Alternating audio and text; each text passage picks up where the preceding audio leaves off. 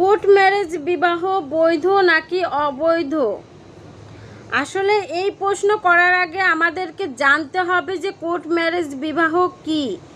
আসলে আমরা court marriage বিবাহ বলতে ছেলে এবং মেয়ে প্রাপ্ত বয়স্ক এবং উভয়ের সম্মতিতে বিবাহ বন্ধনে আবদ্ধ হয়েছে এই ডিক্লারেশন দিয়ে যে অ্যাফিডেভিট করি অনেকেই কিন্তু সেটাকেই বুঝি।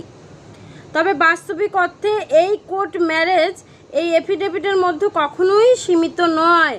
যদি আপনাকে কোনো অ্যাডভোকেট এফিডেভিট করিয়ে দিয়ে বলে এটাই কোর্ট ম্যারেজ, আপনি সন্তুষ্ট, কোনো ঝামেলা হবে না, যেতে পারেন, তাহলে বুঝে নেবেন যে আপনার সাথে প্রতারণা করা হয়েছে, আপনার বিয়েটা সম্পূর্ণ হয়নি।